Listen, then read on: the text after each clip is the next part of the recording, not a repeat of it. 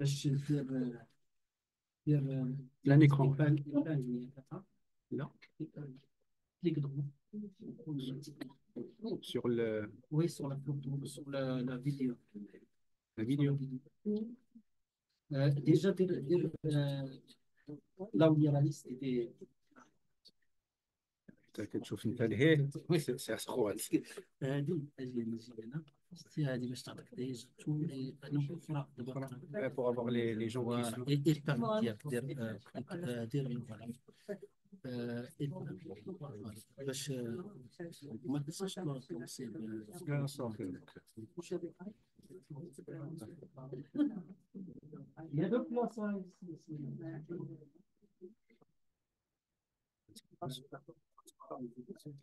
maintenant رجع كما كنتي بوحده رجع لهذه صافي حتى هما اللي بون ديالو باش نديرو.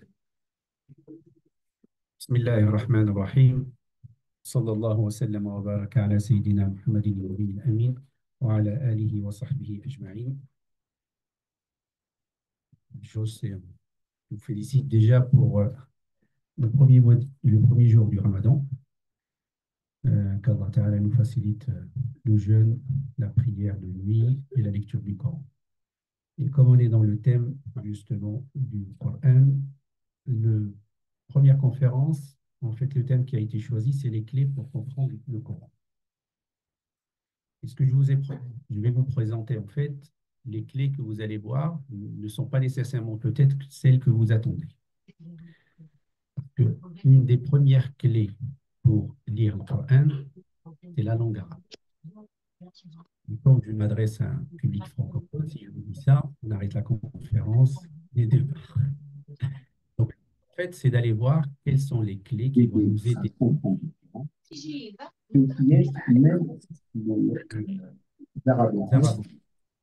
à ceux qui sont à distance, vous pouvez couper vos micros s'il vous plaît, parce qu'il y a une interférence avec le micro. le micro.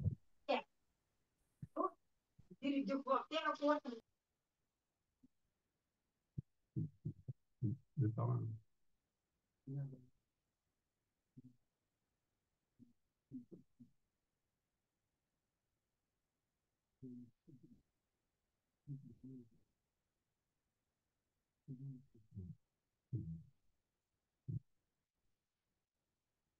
Donc, on va voir les clés pour comprendre le Coran.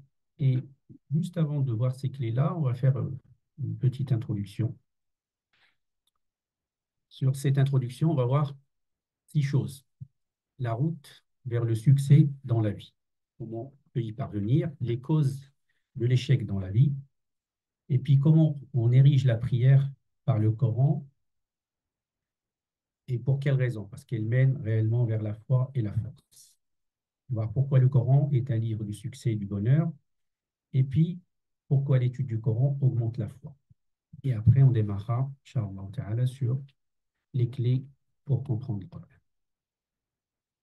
Donc, la route vers le succès dans la vie. Donc, une des premières choses, c'est l'acquisition de la science. Donc, la science est le premier moyen pour réparer l'âme et purifier les cœurs et se préserver des problèmes et y remédier. Et ça, le Coran, dès le départ, va axer son apprentissage sur ça. C'est-à-dire l'acquisition de la science, c'est ce qui va nous permettre déjà d'avoir les outils qui vont nous permettre d'aller comprendre le Coran. Sans cette science-là, on peut comprendre et interpréter le Coran différemment et d'une manière erronée. La deuxième chose, le seul moyen qu'on a pour y parvenir, c'est la lecture et donc le livre.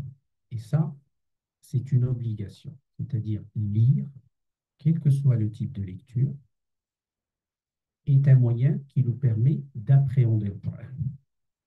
Et vous voyez bien qu'Allah Ta'ala, quand il a révélé le Coran, la première sourate qui a été révélée, c'est sourate Al-Alaq et qui commence par Iqra. Donc, là, certes, là, Allah Ta'ala il nous demande de lire d'une manière différente, mais c'est un signe et un message qu'on envoie aux musulmans que la lecture, c'est le début de l'apprentissage. Et aujourd'hui, on remarque effectivement que chez les musulmans, ça dépend des pays, hein, parce qu'il y a des pays qui lisent beaucoup, mais on ne lit pas. On ne lit pas assez. Et du coup, le Coran, on a un frein avec la lecture du Coran parce que déjà, on ne lit pas. Et quelle que soit la lecture, c'est-à-dire qu'elle soit dans une langue ou d'une autre. Quatrième chose, c'est que la route possible est celle du Coran et de la Sunna par sa lecture, son apprentissage et sa compréhension. C'est-à-dire qu'il n'y a pas de route qui nous mène vers le Coran et la Sunna du prophète sallallahu alayhi wa sallam sans apprentissage ni compréhension. On ne naît pas avec ces sciences-là. Il va falloir aller chercher l'acquisition de ces sciences tout en ayant dans l'esprit d'avoir les deux, c'est-à-dire apprendre le Coran et apprendre la sunna du prophète sallallahu alayhi wa sallam. Parce que elle nous donne la compréhension et la mise en pratique des préceptes. Tu regardes quoi? Non, je regarde rien, c'était. Vous pouvez arrêter votre micro, s'il vous plaît. Maintenant, dans la lecture du Coran, il y a plusieurs types de lecture. C'est-à-dire que même dans les tafsirs du Coran, vous aurez plusieurs types de tafsirs. Donc nous, qu'est-ce qu'on cherche comme lecture?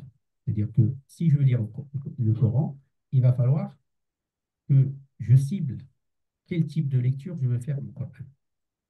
Et ça, c'est une chose qu'on apprend, mais c'est aussi une chose personnelle. C'est-à-dire que quand j'ai une relation avec quelqu'un, une relation intime, je peux utiliser une lecture personnalisée. C'est-à-dire qu'il y a des savants qui font ce qu'on appelle khatma, donc je lis le Coran du début jusqu'à la fin, sur un thème. Ils cherchent à explorer le Coran sur un thème. Après, la lecture que nous faisons au départ, elle doit être une lecture ciblée sur la compréhension, c'est-à-dire que je dois chercher à comprendre le texte.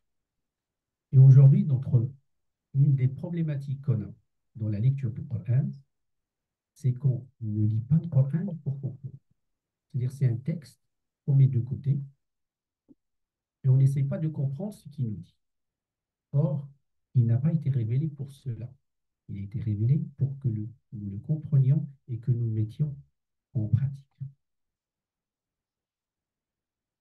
Les causes de l'échec dans la vie.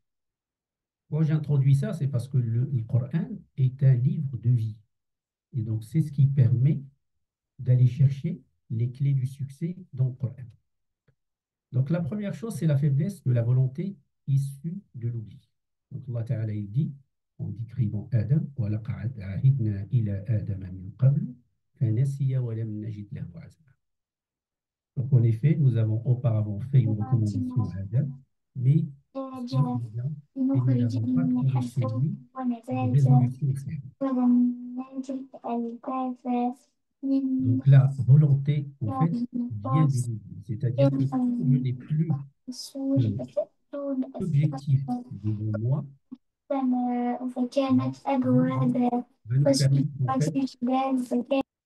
excusez-moi, celui qui a le...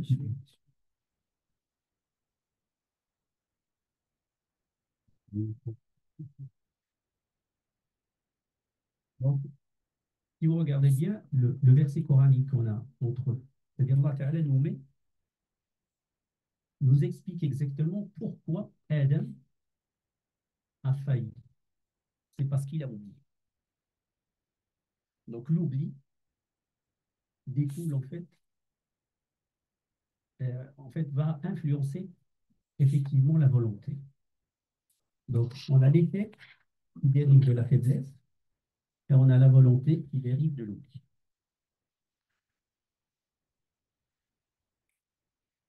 Donc quand j'oublie, ma volonté diminue et ma volonté a diminué parce que j'ai oublié.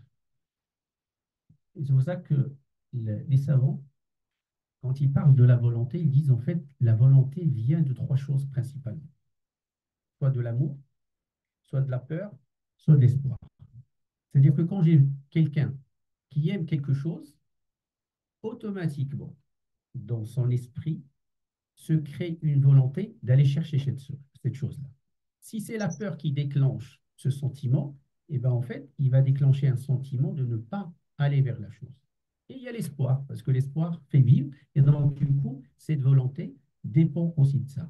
Si on a les trois, un de ces trois-là qui déclenche la volonté, elle permet déjà d'émerger. Et après, cette volonté, il va falloir effectivement la renforcer de telle manière qu'elle dure. Parce que si on oublie, automatiquement, cette volonté disparaît. La troisième chose, c'est la connaissance. C'est-à-dire que nous avons besoin d'une connaissance. Et la connaissance, à plusieurs niveaux, je pense que ça c'est un des premiers cours que vous voyez avec Cheikh Abdullah, c'est les, en fait, dans les jalons, je crois. Donc, vous avez en fait la pyramide de la connaissance. Donc, tout en bas, vous avez effectivement, enfin, tout en haut, vous avez la certitude. Puis, juste avant, vous avez la prépondérance. Vous avez le doute. Vous avez l'ignorance. Et il nous manque une. À votre avis, c'est quoi?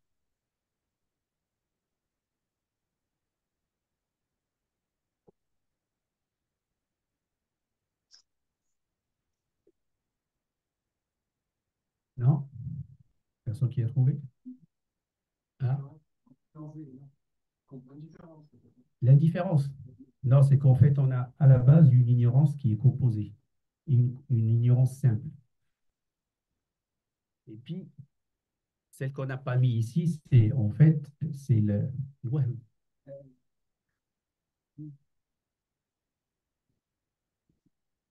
Ouais. Wahm, l'illusion. Voilà.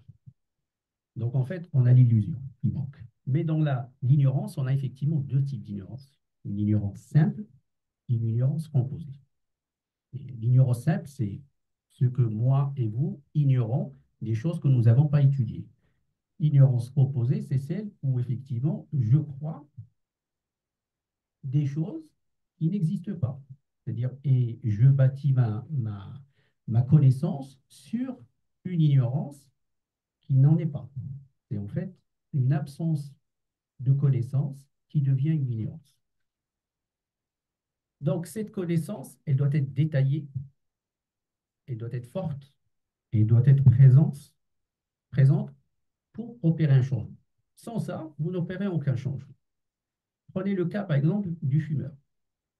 Il sait, aujourd'hui, on sait, c'est-à-dire quand il va acheter son paquet de cigarettes, c'est écrit « fumer tue ». Donc, il sait très bien que c'est nocif pour lui. Donc, normalement, il y a une peur. Ça doit déclencher une volonté, mais ça ne déclenche pas cette volonté. Tant qu'il ne prend pas la décision d'arrêter, pourquoi? C'est parce que cette connaissance qu'il a, elle est superficielle. C'est-à-dire, il ne sait pas réellement. S'il savait réellement que la cigarette tuait, il va arrêter. De la même manière, prenez un étudiant qui a un examen. Et en fait, il ne révise pas comme il faut. Il révise à moitié. C'est parce qu'il n'est pas conscient que sur cet examen-là, il y a des choses qui se jouent. Et pour le musulman, pareil. C'est-à-dire que tant qu'on n'a pas conscience qu'on est sur Terre pour un temps donné qui va conditionner un enfer ou un paradis, ben on est dans l'oubli. C'est pour ça que j'ai fait ces introductions-là pour dire le Coran, qu'est-ce qu'il va nous apporter de ce côté-là. La suite, par rapport aux causes de l'échec, on a aussi les ennemis de l'être humain. Parmi ces ennemis-là, en fait, l'être humain a quatre ennemis. Vous avez le shaitan, le diable, vous avez en fait le nefs, donc l'âme, et vous avez le hawa, la passion, et vous avez le dunya, donc cette vie terrestre. Donc ces quatre-là, chacun va apporter une pierre à l'édifice pour justement l'égarer. Et pour justement ralentir cette problématique, c'est qu'on doit en fait effectivement trouver des solutions. Donc ralentir sa course vers le bien et le pouvoir. Donc comment on peut soigner cette volonté? C'est qu'on a besoin d'un effort double proportionnel à la force qui la contrebalance par Alors là, je ne sais plus ce que j'ai écrit. Ah oui, par l'ouest-ouest, quand on parlait du diable. Donc en fait, quand le diable vient, effectivement, alhamdoulilah, là, ils sont enchaînés en ce moment, mais il y a toujours les petits diables, les diables humains, donc ils vont venir vous dire des choses. Et donc il va falloir effectivement trouver cette volonté pour contredire ou contrebalancer en fait l'effet inverse. Et puis, il faut comprendre que de toute façon, on est mis à l'épreuve sur Terre. Donc, Shaitan fait partie du décor et donc c'est une bataille éternelle qui ne se terminera que par la fin. لذلك قال الله تعالى وقلنا يا آدم إن هذا عدو لك ولزوجك فلا يخرجنكما من الجنة فتشقى. Donc Allah Ta'ala, il a mis en garde Adam dès le départ. Il dit à Adam, celui-là est vraiment un ennemi pour toi et ton épouse. Prenez garde qu'il vous fasse sortir du paradis, car alors tu seras malheureux. Et on a même un autre verset qui dit Inna shaytana aduwwun lakum fattakhidhuhu aduwwan. C'est votre ennemi, donc vous devez en faire un ennemi. Il y a une différence entre connaître un ennemi, tu sais que c'est ton ennemi, mais c'est pas grave. Ou à un moment dire non, puisque c'est mon ennemi, je vais devenir aussi son ennemi. Il y a une grande différence entre les deux. Donc, comme c'est un ennemi coriace, comment on peut le convaincre? Allah Ta'ala, il a donné aussi des pistes à Adam. Parce qu'une fois qu'il est sorti de le Jannah, il lui a donné une piste. قال اهبطا منها جميعا بعضكم لبعض عدو فإما يأتينكم مني هدى فمن اتبع هداي فلا يضل ولا يشقى. Donc Allah Ta'ala, en sortant Adam de Jannah, Shaitan en même temps, ils leur disent descendez d'ici, tous ennemis les uns pour les autres. Puis, si jamais un guide vous vient de ma part, quiconque suit mon guide ne s'égarera ni ne sera malheureux. Et notre guide, c'est le Coran. Donc Allah Ta'ala a donné, à travers le temps, des guidances, à travers les révélations qui ont été révélées. Et à chaque fois, l'être humain a trouvé une guidance. Contraire, وَمَنْ أَعْرَضَ عَنْ ذِكْرِي فَإِنَّ لَهُ مَعِيشَةً ضَنْكًا وَنَحْشُرُهُ يَوْمَ الْقِيَامَةِ أَعْمَى. Donc, quiconque se détourne de mon rappel mènera certes une vie pleine de gêne, et le jour de la résurrection, nous l'amènerons aveugle au rassemblement. Donc là, on a le chemin. Il a été tracé depuis longtemps, et Allah Ta'ala nous donne le choix entre suivre ou ne pas suivre.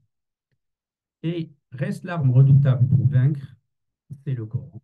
Si nous réussissons à le suivre, comme nos prédécesseurs. Qu'est-ce qui fait la différence entre eux et nous aujourd'hui? C'est que eux l'ont suivi et nous aujourd'hui, on est un peu plus loin. Donc on essaye de revenir vers le Coran.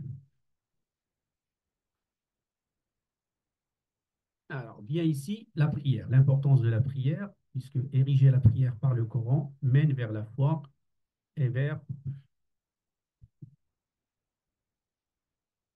la force. Donc, le point commun avec nos prédécesseurs est l'importance de la lecture du Coran dans la prière de la nuit.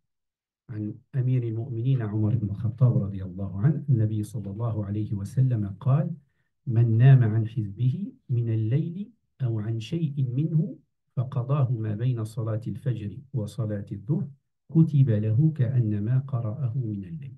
Là, c'est très important pour voir de ce hadith, on va en tirer plein de choses tout à l'heure. Donc, selon Omar ibn al-Khattab, le prophète a dit celui qui s'endort sur son hizb. Vous savez ce que ça veut dire le hizb? Dans ce contexte-là. Ce n'est pas le hizb que vous avez dans le Coran. C'est en fait la quantité de Coran que lit le musulman avant de dormir. Chacun a ses habitudes. Donc, les compagnons du prophète avaient leur habitude, c'est-à-dire qu'ils entretenaient une relation intime avec le Coran en essayant de lire le Coran régulièrement. Donc, celui qui s'endort sur son hizb de nuit ou une partie et le rattrape entre la prière du Fajr et du Dhuhr, il lui sera compté comme s'il l'avait lu dans la nuit. Le Nabi sallallahu alayhi wa sallam nous apporte une bonne nouvelle, c'est-à-dire quelqu'un qui a l'habitude de lire le Coran la nuit, mais il a oublié, pour quelle que soit la cause, s'il le fait le lendemain, entre Fajr et Dhuhr, et bien Allah Ta'ala le lui compte comme s'il l'avait fait la nuit.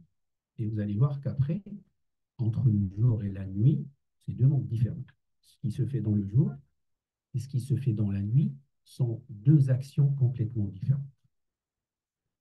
La lecture du Coran dans la nuit est un élément nutritif du cœur. C'est-à-dire que on a l'habitude de lire le Coran dans la journée. Mais qui va se lever la nuit quand les gens sont endormis et va prendre son mushaf ou va lire par sa mémorisation le Coran? Très peu. C'est-à-dire ce sont des gens qui se comptent. Et on va dire aujourd'hui, alors que de ordinaire, naturel. Pourquoi? Là, le début de Surat al-Muzammil va nous expliquer ça.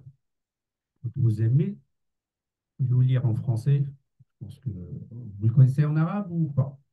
Ya ayyuha al-Muzammil, qum al-layla illa qalila. Donc, étoile enveloppée, lève-toi toute la nuit, excepté une petite partie, sa moitié, ou un peu moins, ou un peu plus. Et récite le Coran lentement et clairement. Nous allons te révéler les paroles lourdes très importantes.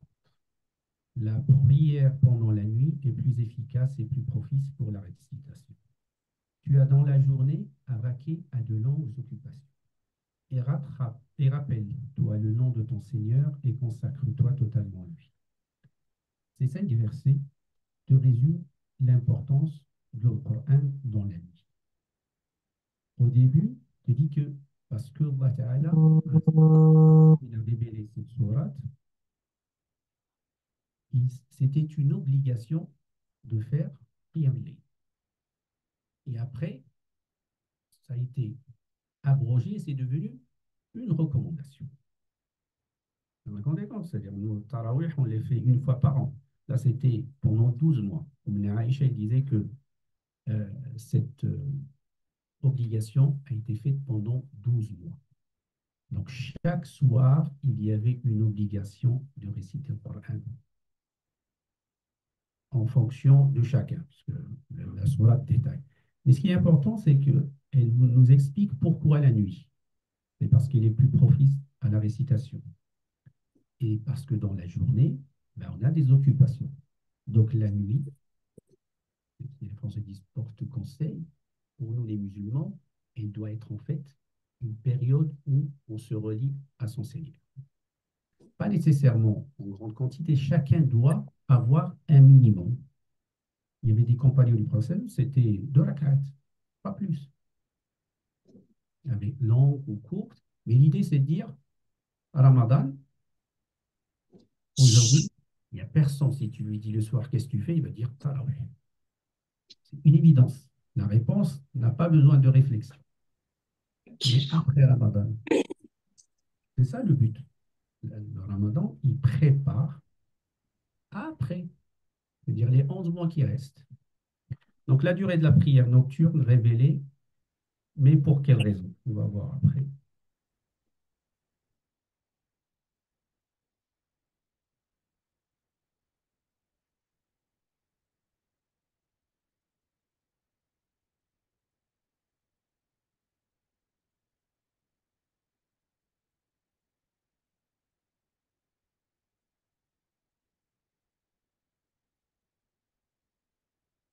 Alors, pour comprendre quelle est l'importance, c'est-à-dire nous, on est en train de voir comment on va pouvoir comprendre le Coran. Mais pour apprendre ces clés, il faut déjà connaître la valeur du Coran. C'est-à-dire ce texte-là, qu'est-ce qu'il représente pour nous? Donc le Coran est un livre du succès et du bonheur. Aujourd'hui, vous allez trouver plein de gens qui ont écrit des livres à succès même, parfois des best-sellers sur le succès, sur le bonheur. Et c'est toujours, effectivement, des gens, à travers leur expérience, ils ont pondu un pamphlet qui permet effectivement d'aider les gens. Mais dites-vous que le Coran, celui qui l'a révélé, connaît exactement la psychologie humaine. Et donc, il a donné des réponses et un chemin pour arriver vers le succès et le bonheur. Non pas terrestre, mais terrestre et celui de l'au-delà. Donc, c'est le seul livre qui va vous permettre de vivre les deux, c'est-à-dire réussir dans votre vie et à réussir tout en étant heureux. C'est aussi un livre d'éducation et d'apprentissage par excellence, puisque le Coran est plein d'histoires qui nous apprennent. Ce n'est pas des histoires imaginées, c'est des histoires réelles. Véridiques. Et on vous apprend comment ces gens ont pu réussir lorsqu'il y avait des obstacles, lorsqu'il y avait des épreuves. Donc, quand on vous lit Qasas al-Anbiya, elles ne sont pas là pour faire passer le temps pour une histoire. Non, c'est parce qu'on apprend derrière comment ces personnes ont pu passer l'épreuve. Ils ont été tous éprouvés. Chacun a eu une épreuve différente. Et ces épreuves-là peuvent aussi être des épreuves de la vie. Le Coran est une âme insufflée par Allah Ta'ala. Allah Ta'ala, quand il parle du Coran, il dit que c'est « Ruh wa kadhalika anzalna ilayka ruhan min amrina ». Et en plus de ça, on dit que c'est une lumière. Nous, donc une lumière qui doit éclairer. Le Coran, s'il suffisait que cette phrase-là, c'est la parole d'Allah. Si tu ne vois pas dans ça, c'est la lumière, ni que c'est une âme insufflée, c'est sa parole. Et si c'est sa parole, il faut l'écouter, déjà pour comprendre que veut Allah Ta'ala de nous. Et puis, le Coran est aussi une preuve claire dans les cœurs des savants. Allah Ta'ala, il a dit « Innama yakhsha Allaha min ibadihi al-ulama », c'est-à-dire ceux qui craignent Allah Ta'ala, c'est les savants. Pourquoi? Parce qu'ils ont eu ces preuves. Ils les connaissent, ils les voient. Le verset que je vous ai dit en arabe, c'est celui-ci, et c'est ainsi que nous t'avons révélé un esprit, le Coran, provenant de notre ordre, qui n'avait aucune connaissance du livre, ni de la foi. Nous en avons fait une lumière par laquelle nous guidons qui nous voulons parmi nos serviteurs, et en vérité, tu guides vers un chemin droit.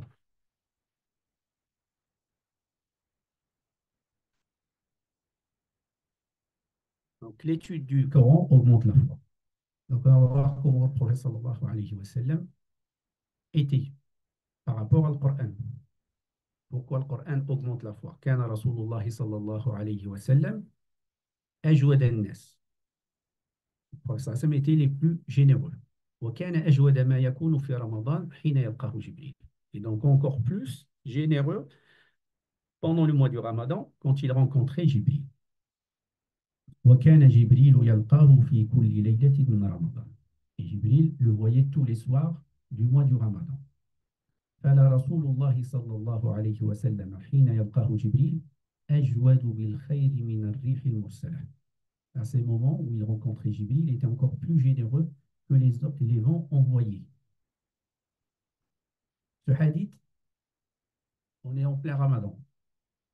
Pour vous dire l'importance du Coran, c'est que Jibril descend sur terre comme professeur du prophète sallallahu alayhi wa sallam. C'est-à-dire que pendant un mois complet, tous les soirs, le professeur Hassan va étudier le Coran avec Jibril. Et qui dit étudier le Coran, c'est-à-dire que tu as une relation avec le Coran qui va augmenter ta foi, puisque tu vas apprendre de nouvelles choses qui vont renforcer déjà ce que tu as. Les savants ont tiré de ce hadith que l'étude du Coran augmentait la foi du croyant, quel que soit son degré, auparavant, et élève son rang ce qui arrivait au prophète au contact de Jibril pendant ce mois béni. On disait que le prophète était déjà très généreux. Mais au contact de Jibril et au contact de Coran, il a augmenté cette générosité. Donc le croyant doit avoir une relation forte avec son livre qui le maintient éveillé et augmente sa spiritualité. Là, on arrive au top départ.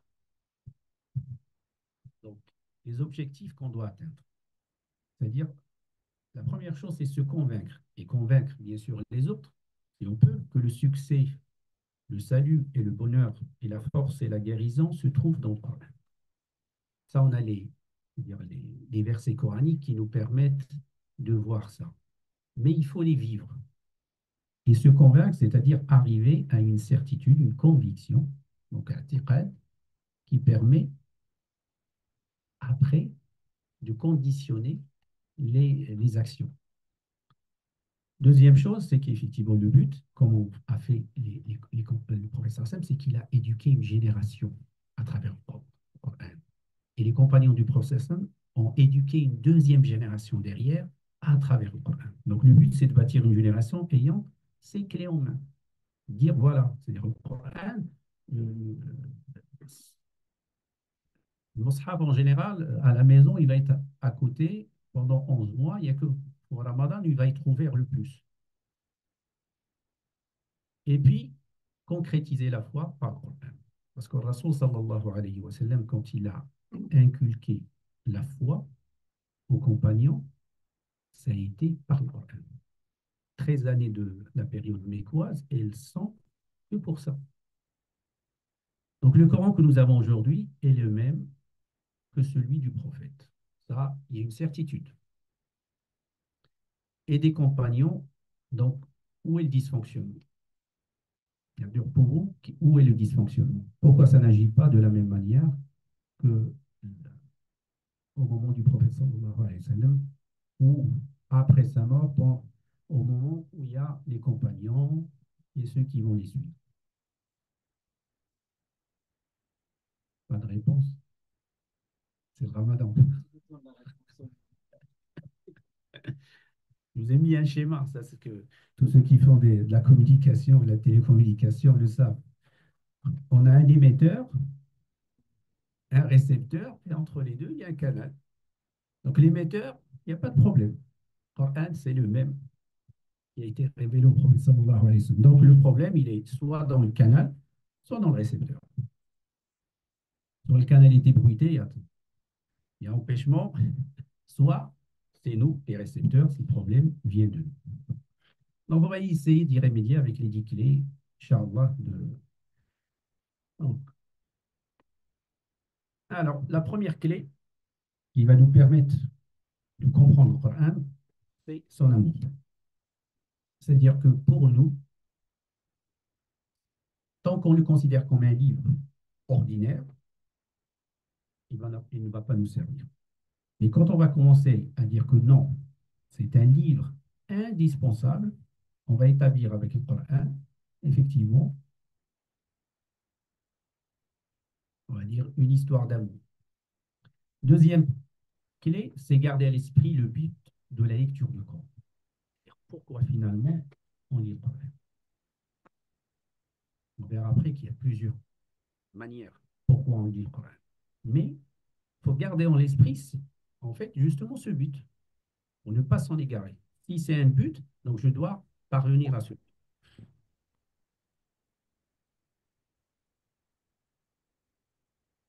Troisième partie, c'est la lecture par la mémorisation. Ça serait très important. On va dire que si on n'arrive pas à faire ça, parce qu'on ne va pas prendre le Coran en entier, mais on peut l'appliquer sur une partie du Coran. Le but, c'est que ce que vous apprenez, vous allez lire le Coran grâce à cette mémorisation.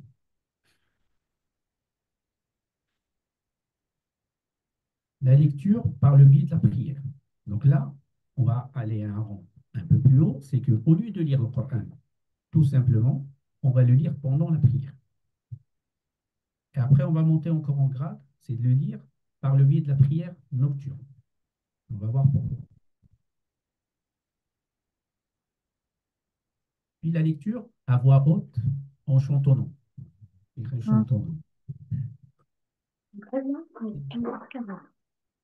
La lecture par tactile. Tous fait des. Du coup, vous allez donc vous connaissez ce que c'est 17 heures alors, non? Mais vous pouvez arrêter votre micro, s'il vous plaît. Puis on a la répétition et l'arrêt. C'est-à-dire que le Coran doit se lire en continu et on doit faire des arrêts et reprendre.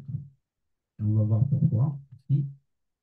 Puis on a la lecture compilée, tahzib. On parlait tout à l'heure des compagnons qui faisaient leur hizb, parce que ça aide Et en dernier lieu, la liaison entre les versets et les sourates. Ça va nous permettre d'aller chercher un peu plus de compréhension. Donc, l'amour du Coran. Donc, la première chose qu'il faut comprendre, c'est que le cœur est un outil de compréhension, de raisonnement et de perception. C'est-à-dire que dans l'islam, on considère que la raison, donc le cerveau, a ses fonctionnalités et que le cœur a ses fonctionnalités. Et parmi ces fonctionnalités du cœur, ce n'est pas seulement la pompe qui distribue en fait le sang dans le cœur, mais parce que le cœur est très important pour la compréhension. Et Allah Ta'ala, il nous dit أَفَلَمْ يَسِيرُوا فِي الْأَرْضِ فَتَكُونَ لَهُمْ قُلُوبٌ يَعْقِلُونَ بِهَا أَوْ آذَانٌ يَسْمَعُونَ بِهَا فَإِنَّهَا لَا تَعْمَى الْأَبْصَارُ وَلَكِنْ تَعْمَى الْقُلُوبُ الَّتِي فِي الصُّدُورِ. Donc, dans ce verset, Allah Ta'ala dit que ne voyage-t-il sur la terre afin d'avoir des cœurs pour comprendre. Là, il dit cœur, compréhension. Est-ce que le cœur comprend? Scientifiquement parlant aujourd'hui, est-ce qu'on considère que le cœur comprend? Non. Et pourtant, il y a des études sérieuses qui parlent de ça. Et on a même remarqué que sur des personnes qui on a transplanté des cœurs, que parfois, ils ont une partie de la mémoire de celui à qui on a pris ce cœur-là pour le transporter dans l'autre. Et Allah Ta'ala, depuis 14 siècles, nous dit que le cœur comprend. Et vous allez voir pourquoi. Donc, que ne voyage-t-il sur la terre afin d'avoir des cœurs pour comprendre et des oreilles pour entendre? Car ce ne sont pas les yeux qui s'aveuglent, mais ce sont les cœurs dans les poitrines qui s'aveuglent. Deuxième chose, c'est qu'il faut comprendre que le cœur est entre les mains de son Seigneur. Il change à son gré. Donc, Allah Ta'ala, en fonction de ta niya, eh bien, ton cœur, il peut changer. Et on a vu beaucoup de gens qui étaient égarés du jour au lendemain, sans comprendre, sont revenus sur comme le contraire. C'est-à-dire quelqu'un qui était bien, il n'y a aucun problème, et du jour au lendemain, il change de voie. Tout simplement parce que ce cœur-là est très important dans la guidance. Donc la relation entre le cœur et la compréhension est comme celle d'un enfant avec son jouet.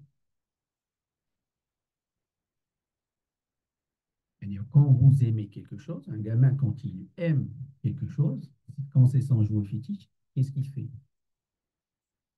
Il l'a tout le temps avec lui. Là où il part, il l'a. Il passe tout son temps avec ses parents.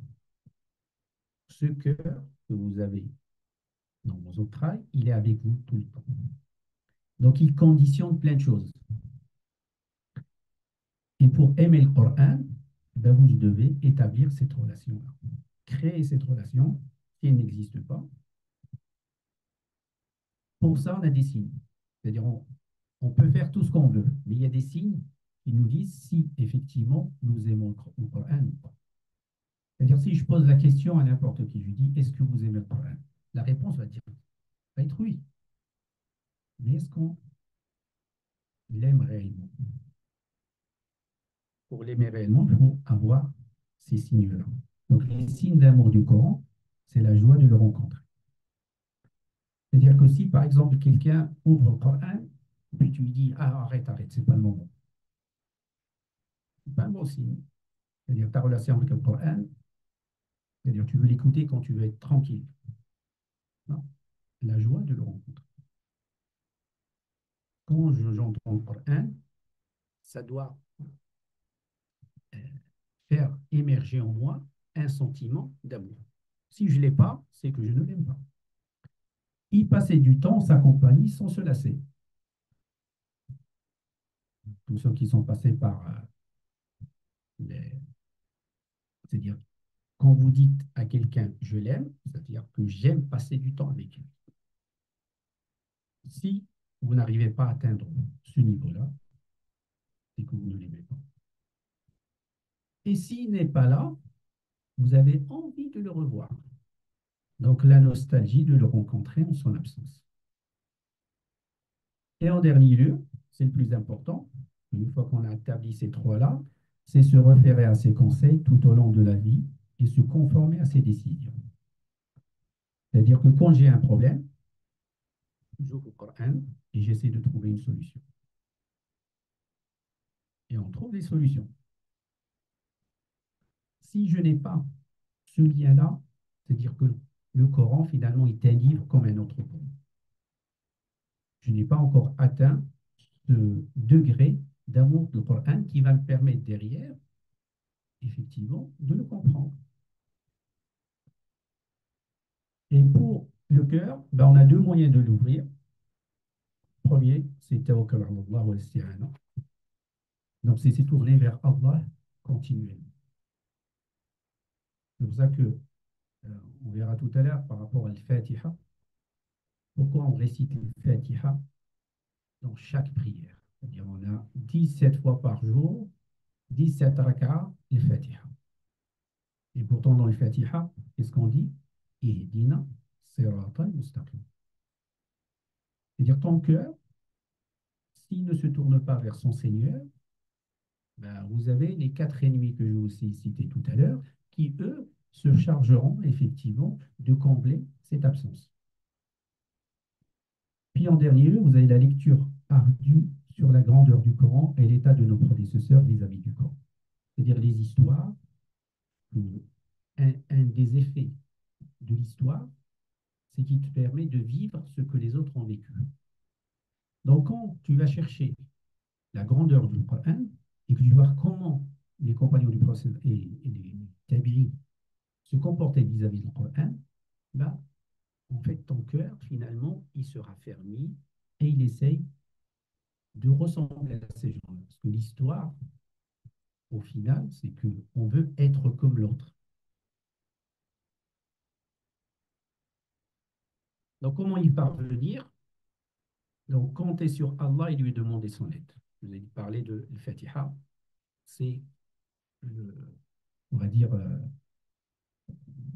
le chemin à suivre. Parce que le Fatiha, c'est l'ouverture du Coran. C'est en fait le plan du Coran. C'est comme si Allah Ta'ala vous a mis au départ un plan. Dire voilà, le Coran, il va parler de ça. Et le Fatiha, c'est celle qui t'ouvre cette porte-là. Isti'ada, donc quand tu dis A'udhu billahi minash shaytanir rajim, c'est-à-dire que tu demandes à Allah Ta'ala de te protéger contre le shaytan rajim. Quand tu dis Bismillahir Rahmanir Rahim, c'est-à-dire que tu opères au nom d'Allah avec ses attributs qui sont Ar-Rahma et Rahimiyya, donc la miséricorde et la clémence. Et puis on a le dua. Il ne faut jamais négliger, parce que quand je veux arriver à quelque chose, je sais que par mes moyens, je ne parviendrai pas, je sais qu'il y a un Seigneur au-dessus de moi à qui je peux demander et qui va exaucer mon. Vous avez aussi la lecture en gardant à l'esprit les caractéristiques du Coran. C'est-à-dire que, on a vu tout à l'heure que c'est une lumière, une guérison. Donc, quand vous lisez le Coran, il faut partir sur le principe que je cherche dans le Coran des réponses.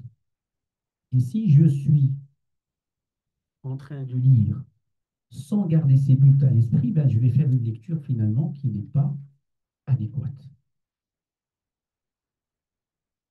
La nostalgie de le rencontrer en son absence. Donc on a parlé de ça tout à l'heure. Se référer à ses conseils tout au long de la vie et se conformer à ses décisions. Donc, dua, il y a un dua qui est cité dans Sunan Nabawiyya pour quelqu'un qui a été touché, par exemple, par de la tristesse. Et on a un dua aussi pour apprendre le Coran. On verra plusieurs. Donc, Rasul sallallahu alayhi wa sallam ma qala abdun qattu idha asabahu hammun wa hazan. C'est-à-dire n'importe quel serviteur, s'il est touché par de la tristesse, il dit Allahumma inni abduk, ton serviteur. Wabnu abdik, fils de ton serviteur. Wabnu amatik, fils de ta servante. Nasiyati biyadik, c'est-à-dire mon front est entre tes mains. ماض في حكمك عدل في قضاء. C'est-à-dire que tout ce qui t'arrive est juste. أسألك بكل اسم هو لك سميت به نفسك. Je te demande par tout nom qui t'appartient, que tu portes, أو أنزلته في كتابك, que tu as révélé dans un de tes livres, أو علمته أحدا من خلقك, ou que tu as appris à quelqu'un de tes créatures, أو استأثرت به في علم الغيب, ou que tu as gardé pour toi-même, أن تجعل القرآن العظيم ربيع قلبي. Face du Coran, vous voulez traduire Rabi'a Qalbi, c'est-à-dire le printemps de mon cœur. Wa noura sadri, la lumière de ma poitrine. Wa jala'a huzni, et la disparition de toute tristesse. Wa dhahaba hammi, et la disparition de toute préoccupation. Illa adhaba Allahu hamma, c'est-à-dire ce dua, si tu le fais consciemment. Vous savez que le dua, c'est important de faire dua en croyant que Allah Ta'ala va nous répondre.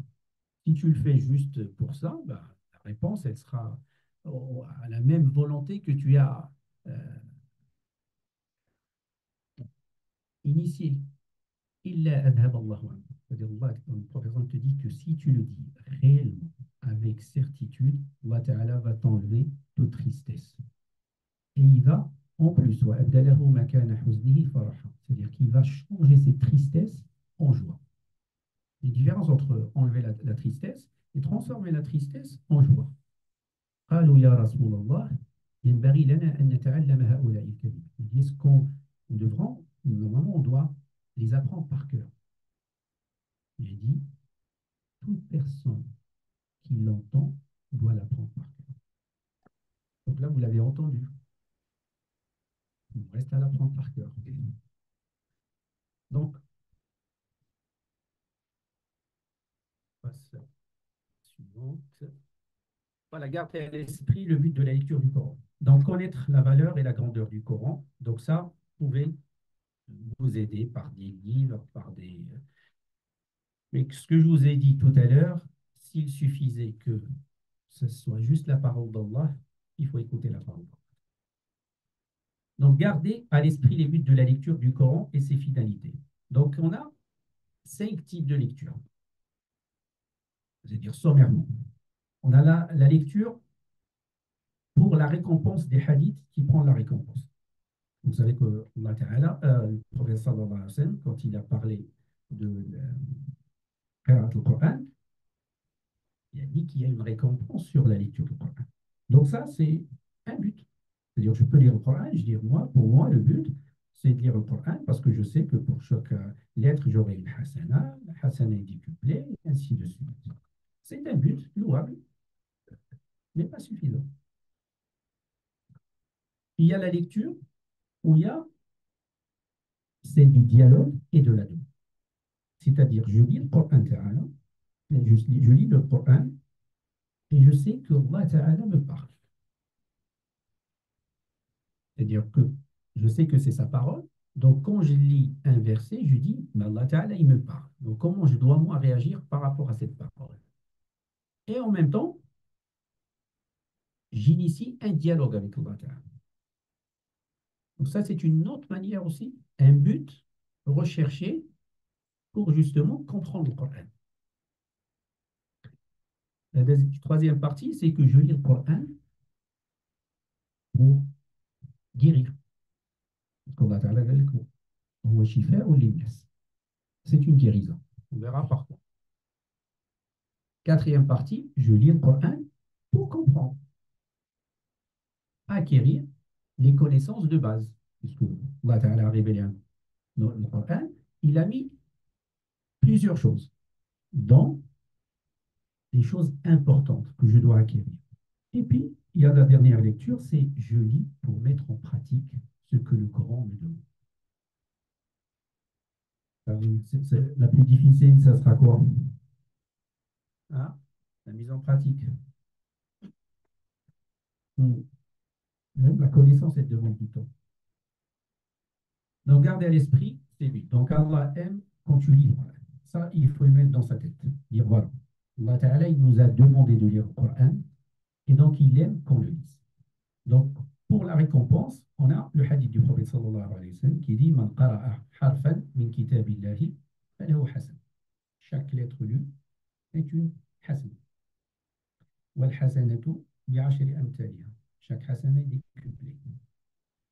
La aqulu alif lam mim harf, walakin alifun harfun, lamun harfun, mimun harf.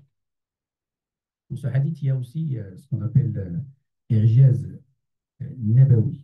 Le Rasul sallallahu alayhi wa sallam ne savait pas lire ni écrire. Pourtant, dans ce hadith, il parle de alif lam mim. Alif lam mim, ce qu'on appelle huruf al-muqatta'a, les lettres qui sont découpées. Donc, ils sont dans le début de chaque sourate. Par contre, si vous prenez la même alif lam mim et vous prenez par exemple sourate Fil, on va voir alam. Là, c'est un mot. Alif lam mim, c'est en fait des lettres qui sont séparées. Alif, lam, mim. Et normalement, quelqu'un qui ne sait pas lire, ne sait pas écrire, ne peut pas épeler un mot. Donc, ça fait partie de l'ijaz. C'est-à-dire, Allah Ta'ala lui a dit Alif, lam, mim. Donc, chaque lettre, c'est une hasana. Donc, vous prenez n'importe quel mot, vous le découpez, vous avez autant de hasanat que les lettres qu'il porte. Pour le dialogue et la demande, donc, il faut garder à l'esprit, si je suis dans ce type de lecture, qu'Allah aime quand tu lis le Coran. Mais qu'Allah te voit, qu'Allah t'écoute, qu'Allah fait ton éloge et te loue, et qu'Allah te donne et te récompense. C'est que au mois du Ramadan, vous avez aussi dans les cieux, Allah Ta'ala, il loue ses serviteurs devant ses anges. L'ange, normalement, par définition, il ne désobéit pas. Mais l'être humain et le djinn, ben, il a le libre arbitre, donc il peut désobéir. Mais quand il le fait, Allah Ta'ala, il le loue devant ses créatures. عن أبي هريرة رضي الله عنه أنه سمع رسول الله صلى الله عليه وسلم يقول ما أذن الله لشيء ما أذن لنبي حسن الصوت يتغنى بالقرآن يجهر به. C'est-à-dire qu'Allah Ta'ala, il écoute celui qui lit le Coran.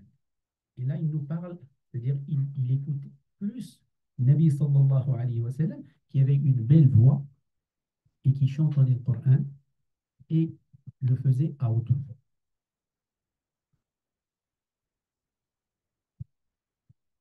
Pour ce qui est de la lecture pour la guérison, donc on a en fait 4 types de guérison qu'on cherche à travers le Coran.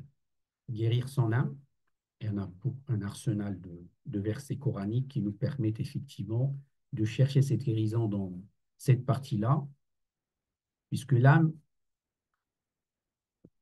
elle subit en fait le poids des controverses. Et le Coran vient répondre à ces questions-là. À chaque controverse, il donne en fait un argument qu'on peut utiliser dans la vie courante. D'ailleurs, une grande partie du Coran, quand il s'adresse aux non-croyants, ben en fait, il leur donne des exemples. Il leur donne en fait il les questionne au sujet de choses sur lesquelles ils doivent se poser. Par exemple, Allah Ta'ala dit Am khuliqu min shay'in am humul khaliqun. Est-ce que n'ont-ils pas été créés de quelque chose ou se sont-ils créés eux-mêmes? Quand il parle, par exemple, à quelqu'un qui ne croit pas en Dieu, il le ramène, lui dit, mais comment tu es arrivé sur Terre? Par l'intermédiaire de quelqu'un ou tu t'es créé toi-même? C'est-à-dire, ça te remet en question. Puis, on a le cœur, parce que le Coran axe une majorité de versets sur le cœur. Et il conditionne la rentrée au paradis par le cœur. Illa man ata Allah bi qalbin salim, celui qui vient vers Allah Ta'ala avec un cœur sain. Puis le cœur a ses passions, donc il s'attaque à ses passions. Et bien sûr, on peut aussi faire en fait chiffre du corps. Parce qu'Allah Ta'ala, quand il a parlé que c'est une guérison, il n'a pas détaillé que c'est une guérison que pour ça ou ça. C'est ce qu'on appelle l'âme, c'est général. Aïe chiffre. On peut chercher chiffre. Et on a, bien sûr, dans Sunnah Nabawiyya, la guérison à travers la prière de nuit et à travers Ruqya. Donc ça, c'est une parmi les utilisations qu'on peut faire du Coran.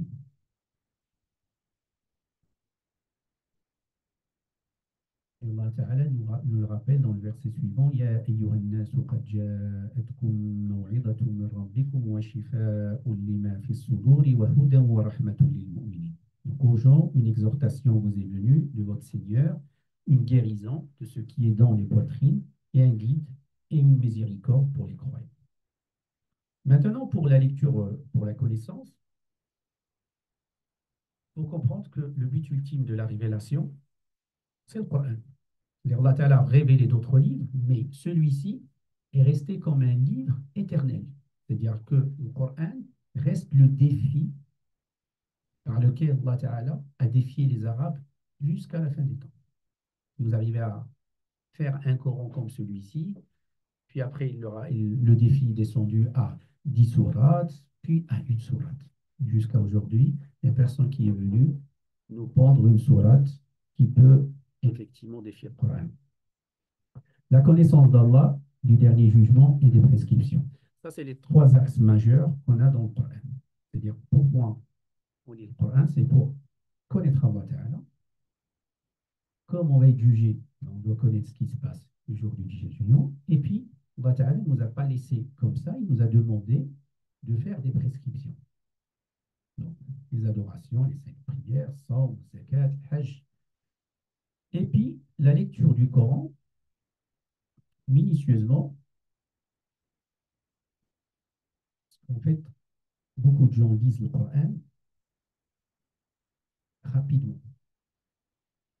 Imaginez que vous êtes devant un examen le lendemain et que vous avez l'examen porte sur un livre. Comment vous allez vous comporter avec ce livre-là?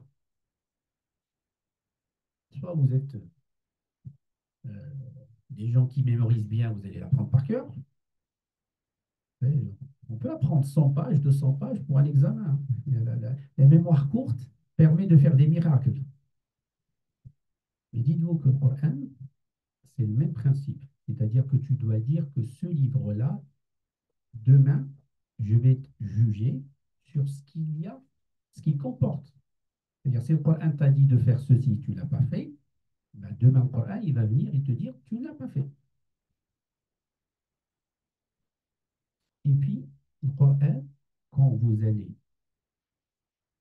apprendre une partie de ces préceptes, ou beaucoup de ces préceptes, vous aurez en fait des réponses qui sont rapides et claires. C'est-à-dire que quand vous êtes devant une situation, vous ne tergiversez pas parce que vous avez la réponse.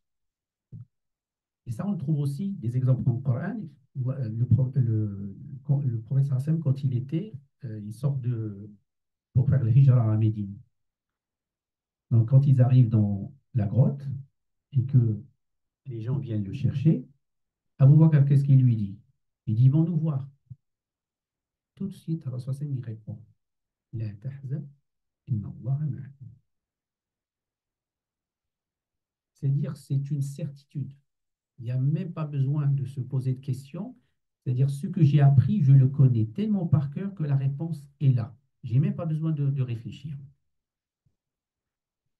Moussa alayhi salam, quand il sort avec les Hébreux, il va traverser la mer Rouge. Pharaon est derrière lui et les gens lui disent, ils vont nous rattraper. Qu'est-ce qu'il leur dit? Kalla, inna ma'i rabbi sayahdin. Mon Seigneur avec moi, il va me guider. La force de Coran, elle est là. C'est-à-dire, une fois qu'on a assimilé, qu'on a compris, ça devient quelque chose d'automatique. Et c'est-à-dire que quand on lit un petit peu la littérature arabe, on découvre que il y a moins d'un siècle, quand le Coran était présent, que tout le monde l'apprenait par cœur, c'était quelque chose, c'est-à-dire on parlait avec le Coran, on discutait avec le Coran, et même les exemples, les, les paraboles que l'on utilisait sont tirées de le Coran. Et n'oubliez pas qu'on est dans la compréhension et de l'essai de la compréhension. Donc, Allah Ta'ala il dit Kitabun anzalnahu ilayka mubarakun liyadabbaru ayatihi wa liyatadhakkara ulul albab. C'est-à-dire que le but principal de la révélation du Coran, c'est d'aller chercher à le comprendre. Mais la bonne compréhension, mais en même temps, c'est un rappel pour ceux qui sont dotés de raison.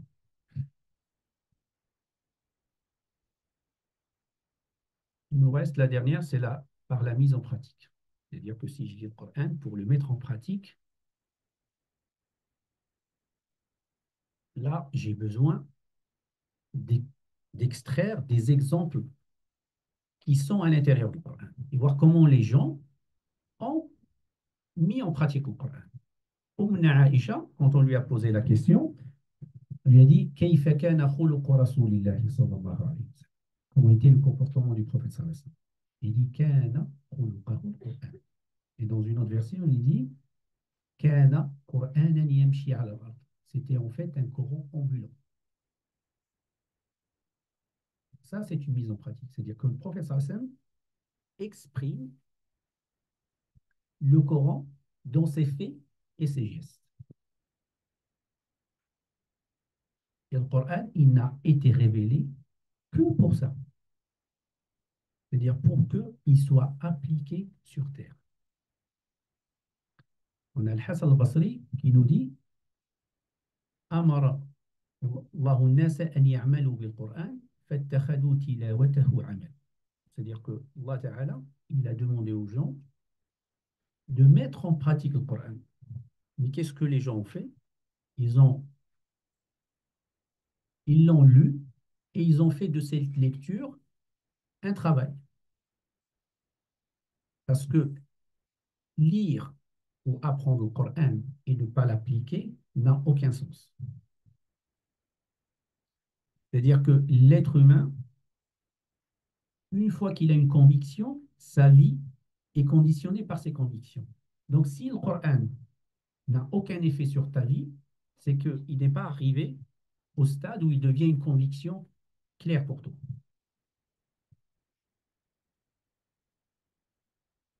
La lecture par la mémorisation. On passe à la troisième partie.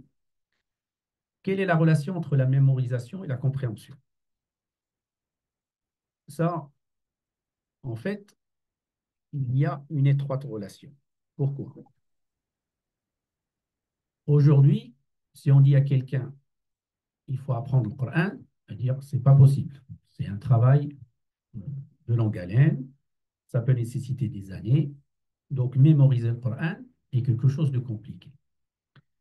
Comme j'ai dit, il y a un siècle, c'était automatique, c'est-à-dire un gamin de 7-8 ans, ça y est, il a terminé le Coran. Il commence la vie à partir de là. C'est-à-dire le Coran, c'était en fait si on veut dire le certificat d'études pour attaquer n'importe quelle science, c'est le Coran. Et jusqu'à aujourd'hui, dans l'ulum shari'a, c'est-à-dire ceux qui font réellement l'ulum shari'a, on fait des introductions, mais ceux qui vont étudier réellement, c'est tu n'as pas le Coran, tu ne rentres pas chez nous. Mais on peut apprendre partie par partie. C'est-à-dire, quelqu'un, par exemple, qui va vivre 60 ans, est-ce qu'il n'est pas capable d'apprendre le Coran en 20 ans? C'est possible. C'est-à-dire, s'il a loupé le coche des 7 et 8 ans, il peut se faire un programme de chaque année, ben, je vais apprendre tant. Et puis, je continue. Tant que je vis, ben, j'apprends. Jusqu'à ce que je le termine. Et même si je ne le termine pas, vous avez mis l'intention. C'est-à-dire que Allah Ta'ala est capable de te mettre comme si tu avais appris le Coran du moment que tu avais l'intention de le terminer. Donc, qu'est-ce que ça coûte? Rien. C'est Ramadan, il faut appliquer c'est un savant qui disait ça, il disait en fait que dans le Ramadan, il faut que tes intentions dépassent l'entendement. À chaque fois que tu vois quelque chose, tu dis, j'aimerais faire ça. Mais réellement, c'est-à-dire que tu dis, voilà, j'ai vu quelqu'un faire une bonne action, je dis, j'aurais aimé la faire. Ça ne coûte rien. Mais si elle est sincère, Allah Ta'ala la compte comme une action. Le Coran, c'est pareil. Donc, en fait, quand on veut résoudre un problème, on a euh, trois manières de le faire. On a la solution cérébrale orale, sans préparation ni ordre de solution. C'est-à-dire que le problème est devant moi, j'attaque tout de suite, je trouve une solution. Puis demain, peut-être le même problème va avoir un deuxième problème, je vais le faire. Donc, c'est du direct. Et parfois, vous avez des gens qui vont dire non, on va réfléchir, on va effectivement proposer une solution détaillée et étayée. Comme ça, en fait, n'importe qui, quand il rencontre ce problème-là, il va trouver la solution. Et vous avez parfois le mix des deux. Le Coran fonctionne sur cette méthode-là, la dernière. C'est-à-dire qu'on a besoin à la fois de faire du direct et parfois de prendre le temps et d'apprendre doucement. Et en combinant ces deux solutions-là, on va pouvoir en fait garder le Coran à côté de nous régulièrement. Puis vous avez l'apprentissage des termes du Coran. C'est-à-dire que vous ne pouvez pas comprendre une sourate si vous n'avez pas décortiqué les mots. C'est une première méthode. C'est-à-dire quelqu'un qui comprend l'arabe correctement, je vais lui dire une phrase, il va avoir une compréhension, peut-être une, deux, trois types de compréhension. Mais quelqu'un qui ne comprend pas le texte, n'importe quel texte, ben, je vais le décortiquer, je vais prendre mot par mot. Une fois que j'aurai le lexique, je vais essayer de voir le sens de la phrase. Dans cette finalité-là, vous pouvez faire ça avec n'importe quelle sourate. Ça va vous donner déjà le début. La première clé, c'est cette compréhension. Pourquoi la mémorisation? C'est parce que quand vous allez mémoriser le mot, vous aurez le sens qui va être attaché. Et vous allez pouvoir tout simplement répéter le Coran où que vous soyez. Si vous êtes dans la rue, vous n'avez pas de mushaf entre vos mains. Vous voulez utiliser ce temps où vous marchez. Quel est le meilleur moyen? C'est de réciter ce que j'ai appris, ce que j'ai mémorisé. Pas besoin d'apprendre tout le Coran, mais ce que j'ai appris, je vais le répéter. Et donc, du coup, ça va me permettre, moi, tout simplement, de reprendre régulièrement des versets que je connais et que je ne perdrai pas. Et à force de répéter, vous allez voir qu'il y a des choses qui vont s'opérer dans votre tête. Si vous arrivez à comprendre, vous allez lier la compréhension avec la mémorisation. والرسول صلى الله عليه وسلم يقول إن الذي في جوفه شيء إن الذي ليس في جوفه شيء من القرآن كالبيت الخرب. Celui qui n'a aucune partie du Coran dans son cœur, c'est comme une maison inhabitée. Vous voyez, une maison inhabitée, au bout d'un temps, qu'est-ce qui lui arrive? Si elle n'est pas entretenue, c'est comme ça. Notre corps fonctionne de cette manière. Il a besoin de vivre avec le Coran. Par contre, je dois l'alimenter régulièrement. Et en même temps, je dois lui rappeler ce qui a été fait. Et Rasul disait aussi dans un hadith, ta'ahadu hada al-Qur'an. C'est-à-dire que le Coran, il ne faut pas le laisser d'un côté et vous d'un côté. Il faut de temps à autre avoir cette relation. Le mois du Ramadan est toujours un mois qui nous rattache au Coran. Malheureusement, c'est qu'à la fin du Ramadan, on perd cette habitude. C'est pour ça que Rasul dit ta'ahadu. C'est-à-dire c'est comme si vous passiez un pacte والذي نفسي بيده لهو أشد تفلتا من الإبل في عقالها. On va comprendre pourquoi. C'est parce que quand tu vas mettre le Coran de côté, ce que tu as appris, tu vas vite l'oublier. Tous ceux qui font tajwid, qui font le Coran, les maîtres sont clairs sur cette. C'est une règle, c'est-à-dire que tu apprends, ce que tu apprends aujourd'hui, tu l'apprends pour toujours. Donc, pour pouvoir le garder, il va falloir le répéter. Il n'y a aucun savant qui va vous dire que je ne révise pas le Coran. C'est exclu. Je ne révise pas ma matière. C'est exclu. C'est-à-dire ce que j'enseigne, si j'arrête de l'enseigner pendant un an, je vais l'oublier. Pas totalement, mais vous aurez des trous de mémoire. وابن مسعود يقول إن هذه القلوب أوعية فاشغلوها بالقرآن ولا تشغلوها بغيره. Il dit qu'en fait, ces cœurs sont des récipients.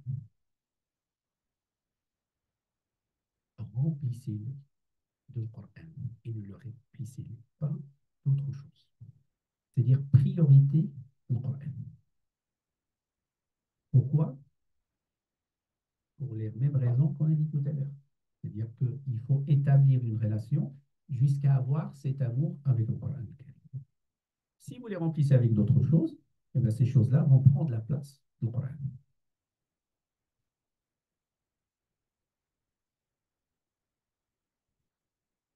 Donc, pour une des clés aussi, c'est de lire le Coran par le biais de la prière. C'est-à-dire, on a vu tout d'abord, je peux prendre le mushaf, le lire tout simplement, mais c'est encore mieux si je le lisais pendant la prière. Pourquoi? Parce que c'est une des clés les plus importantes pour comprendre le Coran, à cause des textes qui sont cités. Donc, le premier texte, Allah Ta'ala yaqul aqim as-salata liduluki ash-shamsi ila ghasaqi al-layli wa Qur'an al-fajr inna Qur'an al-fajri kana mashhuda.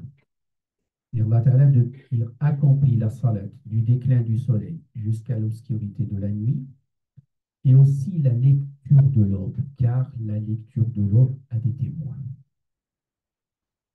Donc, la prière de l'Fajr, c'est-à-dire ici, elle a des témoins. Qui témoignent en fait dans Salat al-Fajr? C'est les anges. Donc, les anges t'écoutent. C'est important. Donc, ils écrivent. Donc, le fait de lire le Coran dans la prière, c'est une. Pourquoi on a lié l'adoration de Salat avec le Coran? C'est pour que le Coran soit présent tout le temps. ومن الليل فتهجد به نافلة لك عسى أن يبعثك ربك مقاما محمودا. Donc là on parle, Allah Ta'ala parle au prophète Sam, il dit que la nuit consacre une partie pour des salats surérogatoires, afin que ton Seigneur te ressuscite en une position de gloire. Le maqam al-mahmoud, c'est en fait un rang que le prophète Sam aura au paradis. Grâce à quoi? À la prière de la nuit. Et dans la prière de la nuit, on aura la lecture du Coran. Donc le Coran est la route vers les hauts degrés de la degré. C'est-à-dire que quelqu'un, si le prophète Hassan va avoir ce maqam mahmoud, nous on peut espérer aussi qu'à travers la prière, la lecture du Coran et la prière, on va atteindre des degrés plus hauts. Donc le Coran de nuit permet de supporter aussi les difficultés de la vie.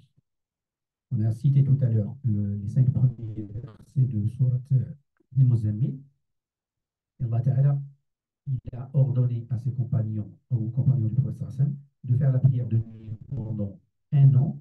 C'est parce que la révélation est lourde et cette révélation, elle incombe aux serviteurs des épreuves. Et ces épreuves, il va falloir les supporter, ne pas s'en défiler. Et donc le Coran est là pour nous aider. Et on a aussi cette prière de nuit dont on parle aussi dans pour les gens du livre. Allah Ta'ala yaqul laysu sawa'a min ahli al-kitab ummatun qa'imatun yatluna ayati Allahi ana al-layli wa hum yasjudun.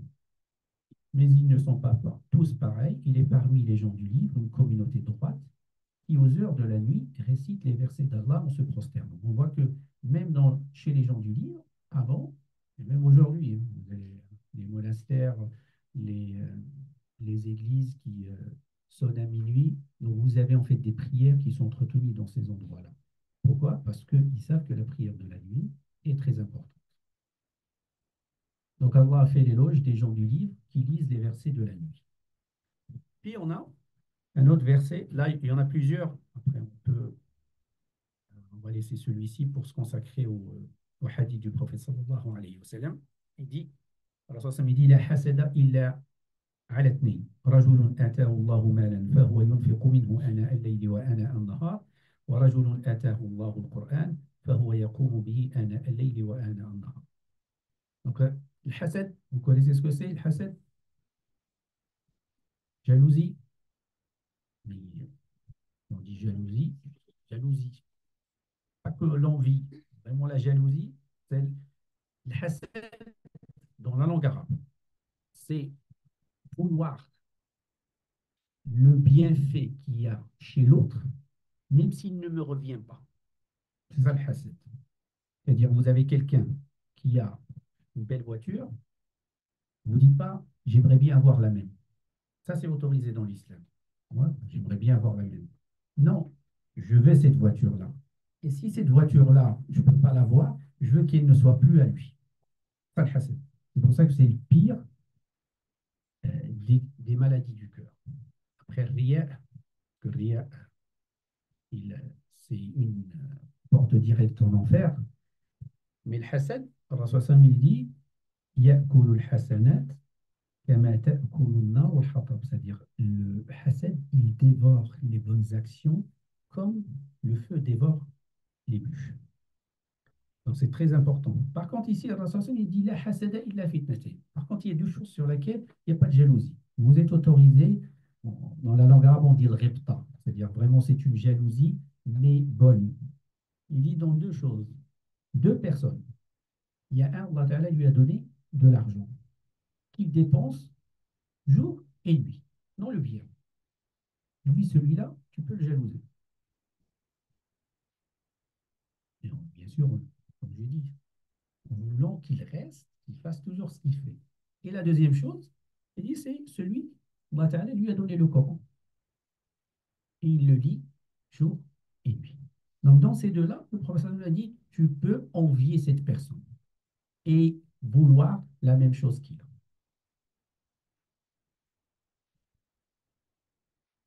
J'avais fait la traduction après. Donc, le prophète nous indique que la compétition est ouverte et valable dans ces deux catégories. Donc, mettre le Coran en pratique, qui est la route de la science et de la foi, et la dépense de l'argent dans le sentier d'Allah, qui met en œuvre les projets. Et on a besoin d'argent. Pourquoi? Justement, pour réaliser les projets. Donc, l'action résulte de la connaissance. Parce que sans connaissance, l'action peut être mauvaise, égarée. Donc, on peut avoir une mauvaise connaissance qui peut nous mener vers des choses qui sont mal. قال رسول الله صلى الله عليه وسلم تعلموا القرآن فاقرؤوه فإن مثل القرآن لمن تعلم فقرأ وقام به كمثل جراب محشو مسكا تفوح ريحه كل مكان ومثل من تعلمه فرقد وهو في جوبه كمثل جراب أوكى على مسك. Donc le prophète sallallahu alayhi wa sallam dit apprenez le Coran et lisez-le car l'exemple du Coran pour celui qui l'a appris et qui le lit et l'accomplit est comme un sac rempli de musc, dont l'odeur se sent partout. Et celui qui l'a appris, qui s'endort dans ses entrailles, est comme celui qui s'est adossé à un sac de musc. Quelle est la différence?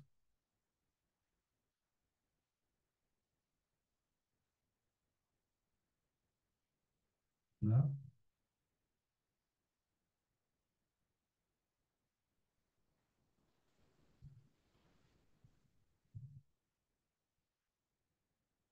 Qui est le plus bénéfique, le premier ou le deuxième? Premier, parce qu'en fait, son action dépasse lui-même. L'autre, finalement, il a appris le Coran, il l'utilise pour lui-même, mais en fait, ça ne va pas vers les autres. Donc, en fait, il a un trésor, donc il aura l'odeur du musc à côté de lui, mais en fait, personne ne va effectivement y avoir droit. Donc l'autre, là où il va, l'odeur de musc est présente.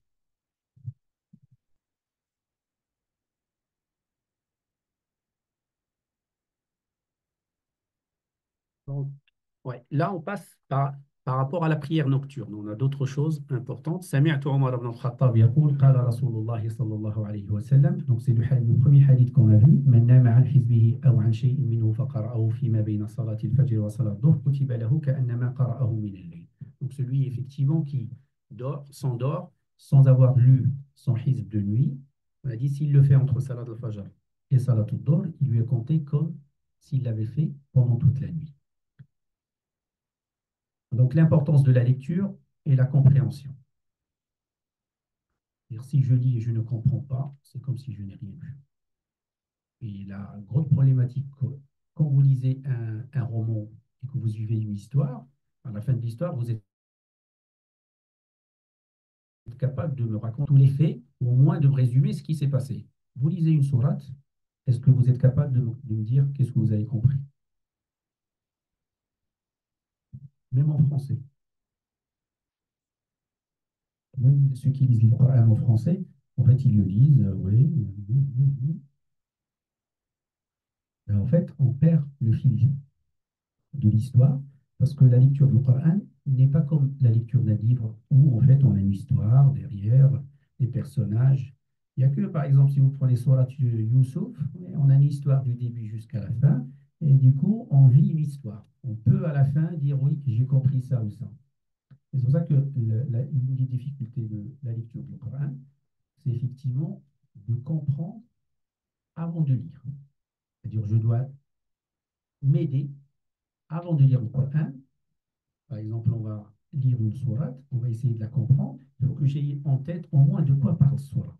Qu'est-ce qu'elle apporte comme thème, le lexique. Et après, je vais essayer de comprendre. Donc, pour la nuit, l'importance, c'est qu'on a une présence aussi du cœur. On a l'éloignement de toute préoccupation ou distraction. L'éloignement du riya. Je suis tout seul. Je ne peux pas dire que je le fais pour quelqu'un d'autre. Et vous rappelez que Rasul sallallahu alayhi wa sallam, il a reçu le cadeau de la prière dans l'Isra et le Mi'raj, qui se sont déroulés quand? Dans le jour, la journée ou dans la nuit? Dans la nuit. Enfin, sur terre. Après, quand il est monté au ciel, il est dans une autre sphère de temps.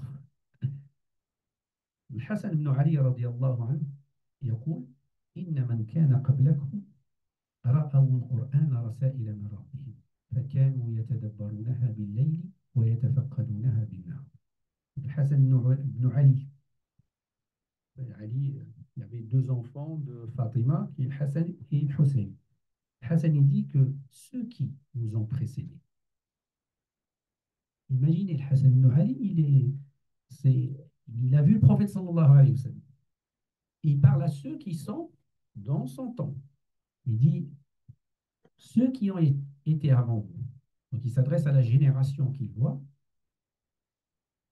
Ils ont vu le Coran comme des messages envoyés par leur Seigneur. Alors, ils s'attelaient à les comprendre jour et nuit.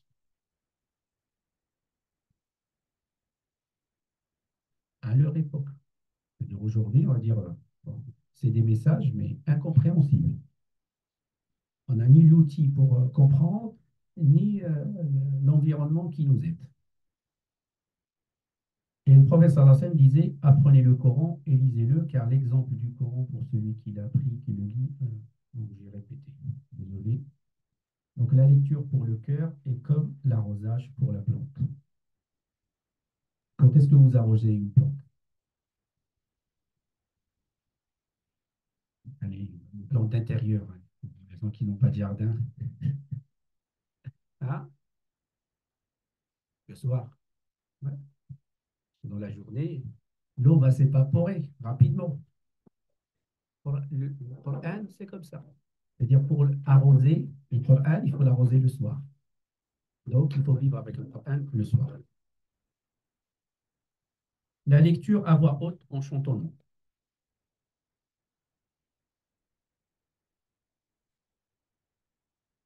Donc, Rasul sallam يقول ليس منا من لم يتغنى بالقرآن. C'est-à-dire que lire le Coran, on ne lit pas normalement. Donc, ne fait pas partie de nous celui qui ne chantonne pas le Coran. Chantonner, on ne va pas dire chanter, c'est-à-dire qu'on doit effectivement essayer de lire le Coran avec un certain son. Et les sons arabes sont connus. C'est pour ça qu'ils disent التغني هو التطريب والتلحين وتزييد الصوت بالقراءة. C'est-à-dire que je vais embellir ma voix par une certaine mélodie. Et pas la mélodie des musiciens. Mais on a des sons arabes qui sont connus. C'est-à-dire que quand je vais faire un son triste, il y a une certaine manière, un son joyeux, une certaine manière. Et Rasul sallam, ce qu'il disait, embellissez le Coran par vos voix, car la belle voix rend le Coran plus beau. Et c'est vrai que c'est plus agréable d'entendre un mot-clé qui a une belle voix que quelqu'un qui n'en a pas. Après, dans les stades de la haute voix, effectivement, qu'on appelle jahr de qira'a, il y a plusieurs stades. On a en fait minimum faire entendre la lecture à soi-même en ouvrant la bouche et en tournant la langue. Donc je répète le Coran, je le dis, mais je fais entendre que moi-même. Vous avez le maximum, c'est faire entendre les personnes qui sont à côté de vous. Donc en dessous, ben, ce n'est pas une haute voix. Et si on va plus haut que la haute voix, ben à ce moment-là, on va être plutôt bruyant et en même temps, on va fatiguer notre voix. Donc le but, c'est de trouver un juste milieu. C'est pour ça qu'Allah Ta'ala, dans un verset, il dit وَلَا تَجْهَرْ بِصَلَاتِكَ وَلَا تُخَافِتْ بِهَا. C'est-à-dire, il ne faut pas aller à une voix très haute ni trop basse. وَابْتَغِ بَيْنَ ذَلِكَ سَبِيلًا. Donc, en fait, un juste milieu, ce qui permet de lire tout en étant à l'aise. Et parmi les bienfaits de la haute voix, c'est qu'elle augmente la concentration du cœur et la compréhension. Les anges, on a parlé tout à l'heure, missionnés de recueillir la parole d'Allah, écoutent le Coran. Les diables fuient la lecture du Coran et la purification de la maison et sa préparation pour l'enseignement et l'éducation. Ça, c'est important. Dans la maison, même si je ne lis pas, je mets une cassette, je mets une vidéo et je laisse traîner. Vous savez que Shaitan ne rentre pas une maison où le Coran est lu, le Baqara est lu pendant 3 jours. Baqara, c'est 2 heures de récitation. Vous mettez n'importe quel lecteur, vous la laissez, vous protégez votre maison. Donc le chantonnement est obtenu par le mélange de la mélodie et la fermeté de la voix en utilisant différentes sorties sonores. Après, on va au tartil. Donc, pour les gens qui connaissent Tajwid, ça est tartil, c'est juste une manière de le dire doucement. Donc, Allah Ta'ala dit Warattil al-Qur'ana tartila. Donc, c'est une obligation de dire pourquoi? Parce que si je lis doucement, ben, je vais comprendre. Si je vais trop vite, ce sera une lecture sans aucune compréhension derrière. Et le prophète sallallahu alayhi wa sallam, Ibn Abbas nous dit qu'il lisait dans sa chambre une lecture que si quelqu'un qui mémorise bien peut la mémoriser en une fois. C'est-à-dire que sa lecture était tellement lente qu'en fait la personne avait le temps de le suivre et d'apprendre par cœur. Et je parle dans une société à l'époque où la transmission est orale et où la mémorisation est beaucoup plus forte. Aujourd'hui, si on vous répète en une fois et que vous arrivez à apprendre par cœur, vous faites partie des gens qui sont spéciaux. Mais c'est possible. Il y en a qui apprennent au bout de 3, 4, 5 fois. C'est-à-dire quand vous répétez un verset 3, 4 fois, ça suffit. Parfois 10 fois, 20 fois. La répétition et l'arrêt. Donc s'arrêter pendant la lecture et répéter les versets pour mieux l'apprécier et le comprendre. Beaucoup de nos prédécesseurs faisaient le qiyam avec parfois un seul verset pour le méditer. On a le cas du prophète sallallahu alayhi wa sallam avec le verset In tu'adhibhum fa innahum ibaduk wa in taghfir lahum fa innaka antal azizul hakim. C'est-à-dire ce verset-là, il dit si tu les châties, alors ils sont tes serviteurs, et si tu leur pardonnes, alors tu es le fort et le sage. Il a tenu une nuit avec ce verset-là.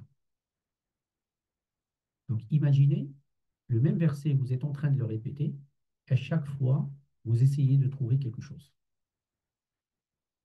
Et dans ça, ben, on va expliquer pourquoi. C'est que la répétition va nous permettre en fait des fois d'aller chercher des sens connus.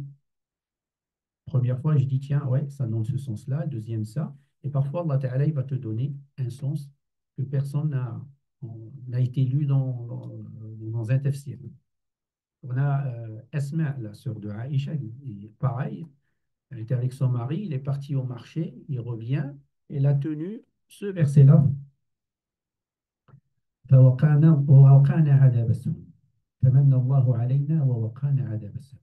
Elle a pris ce verset-là et il l'a répété le temps que ce mari aille au marché et revient. Il l'a laissé en train de le répéter, il est revenu, il était en train de le répéter. Parce qu'on essaye de chercher qu'est-ce qu'on peut trouver derrière ce verset-là. L'imam Sha'bi dit que Abdullah ibn Mas'ud disait La tahaddu al-Qur'an ka haddi ash-shi'r. C'est-à-dire ne lisez pas le Coran comme si c'était de la poésie. ولا تنتروا نثر الدقل. Et ne le jetez pas comme on jette en fait les dates qui ne sont pas bonnes. وقفوا عند عجائبه وحركوا به القلوب. Et il faut s'arrêter sur ces miracles. Il y aurait peut-être la 4e conférence qui va parler de ça, je ne me rappelle plus. وحركوا به القلوب. Donc faites bouger les cœurs. Le Coran, c'est pour que le cœur soit vivant. Donc il faut que vous ayez cette sensation qui arrive. Donc les mots dans le Coran qui t'interpellent doivent t'interpeller. C'est-à-dire quand Allah Ta'ala dit Ya ayyuhalladhina amanu, il parle à des croyants. Donc tu dois être réceptif. Il dit Ya ayyuhannas, il parle à tout le monde. Tu dois être réceptif. Là où il te dit ne fais pas ça, tu ne dois pas faire. Là où il te dit il faut faire, il faut essayer. Comme le prophète dit tout ce que le prophète Allah Ta'ala nous interdit, il faut s'abstenir. Et tout ce qu'il nous demande de faire, on essaie de faire un maximum. Les passages de l'enfer et du paradis, ça doit interpeller le cœur. Les passages du dernier jugement, les noms et les attributs du Seigneur. Vous voyez, tout à l'heure, on a parlé de Aziz al-Hakim. Il n'y a pas très peu de versets ne se terminent pas avec les attributs de Allah Ta'ala. Donc, il faut voir le contexte du verset et derrière pourquoi Allah Ta'ala a fini par ici Aziz et Hakim. Parce que c'est le châtiment. C'est lui qui châtie. Mais il châtie parce qu'il peut le faire, mais il châtie aussi par sagesse. Quand on récite le Coran, prêtez-lui l'oreille attentivement et observez le silence afin que vous obteniez la miséricorde. C'est le verset Wa idha quri'a al-Qur'anu. Donc, là, tu as une règle. Wa idha quri'a al-Qur'an. Dès que tu entends le Coran, donc la réponse c'est quoi? Allah Ta'ala te dit Fastami'u lahu wa ansitu. Donc, prêtez-lui l'oreille attentivement et observez le silence. Il y a une différence entre l'istima' et l'insat. On dit l'istima' c'est écouter, insat c'est avec plus de minutie. La'allakum turhamun, c'est-à-dire que si vous voulez qu'Allah Ta'ala soit clément. Donc il y a des. Après, on a la lecture compilée. Donc l'importance de la lecture compilée, elle ne réside pas que dans la notion de récompense. On lit, donc on a dit tout à l'heure la lecture de récompense, mais pour rapprocher les moments et temps de lecture pour enraciner le sens du Coran. C'est-à-dire les compagnons du prophète lisaient d'une manière qu'on va voir, tout simplement pour que le temps entre la lecture du Coran et la deuxième lecture soit pas longue, de telle manière que les sens que je vais apprendre vont rester. Et plus je vais répéter, plus ces sens vont s'enraciner. Donc, Rasul Sallam nous a donné un minimum et un maximum pour la lecture du Coran. Minimum 3 jours, pas moins de 3 jours. Et le meilleur, c'est ce que faisait le Sahaba, c'est tous les 7 jours, il faisait une khatma de Coran. Et le maximum, c'est un mois. Ce qu'on fait aujourd'hui dans les pays arabes en général, tous les mois, les 60 hizb ou les 30 juz. Mais les compagnons, c'est tous les 7 jours. À l'exception du mois de Ramadan, parce que le Ramadan est une exception. Et vous avez des Sahaba qui faisaient Khatma al-Qur'an le jour, chaque jour, une khatma, et quand arrivent les 10 derniers jours, une khatma dans la journée, une khatma le soir. Alors, souvent, on va nous poser la question, comment on peut faire khatma en une journée? 24 heures, leur temps n'est pas le vôtre. Vous avez plein de temps à perdre. Eux, ils n'avaient pas de temps à perdre. Donc, ils se concentrent et Allah Ta'ala, il bénit leur temps. Et celui qui a l'habitude de lire le Coran et de faire une khatma, avec le temps, en fait, il lit beaucoup plus rapidement que vous ne lisez. D'ailleurs, tous ceux qui lisent le Coran, ils voient que quand vous répétez, au fur et à mesure du temps, ben, vous améliorez. Parce que vous lisiez une sourate, par exemple, en 20 minutes, ben, vous arrivez à le lire en 15, puis à 10. Ça, c'est naturel. Mais ça, c'est un autre niveau de compréhension. Et les compagnons du prophète, ouais, l'importance pour l'étudiant en sciences religieuses, ça c'est important, c'est de se conformer à ces temps de lecture et d'en adopter une en priorité. C'est-à-dire que là, on a possibilité de le lire à moins de 3 jours, 7 jours, un mois. Et le minimum requis, c'est un mois. C'est-à-dire que un musulman a cette relation avec le Coran en un mois. Un étudiant doit être mieux parce qu'il lit pour apprendre et pour comprendre. Et les compagnons, en fait, avaient une certaine manière, ils lisaient les 3 premiers sourates en une journée. Baqara, Al-Imran, puis les 7 après, puis les 9 d'après, les 11 d'après, les 13 d'après, et le Mufassal, c'est-à-dire de Qaf jusqu'à la fin, c'est en une journée. Donc 7 jours, les 3 premières sourates en un premier jour. Après, le deuxième jour, c'est les 5. Troisième jour, les 7, 9, 11, 13. Et le Mufassal tout seul. Et c'est compliqué. Ce n'est pas donné à tout le monde. Il faut de l'exercice. C'est-à-dire qu'on ne vous demande pas de faire ça du premier coup. On vous demande d'aller petit à petit vers l'excellence. Donc, la liaison entre les versets et les sourates. Pour terminer, donc lier ce qui est appris du Coran en 2 étapes. Donc, première chose, on fait lier le terme appris avec le sens. C'est-à-dire que quand j'apprends un mot, j'essaye d'aller chercher le sens du mot et de lier ce sens à ce mot-là. Ça ne sera pas automatique. C'est-à-dire que des fois, on apprend un mot, on a le sens, au bout de 3 jours, j'ai oublié le sens. En répétant, ben, je vais pouvoir à un moment donné relier ce sens-là à ce terme. Et après, la deuxième étape, c'est lier le sens compris avec la pratique réelle. Ça, c'est plus dur. Parce que là, je suis plus dans comprendre, mais appliquer. Plus je vais répéter ce cercle-là, plus les sens vont s'enraciner. Et plus je vais appliquer, plus ces sens vont devenir réels. C'est-à-dire que quand j'applique une règle, je ne pense plus à la règle. Quand vous conjuguez un verbe, premier groupe, présent, vous commencez à chercher, non, le présent, vous le faites automatiquement. Pourquoi? Parce que vous l'avez fait, refait. Au bout d'un moment, c'est devenu un automatisme. C'est le même principe avec le Coran.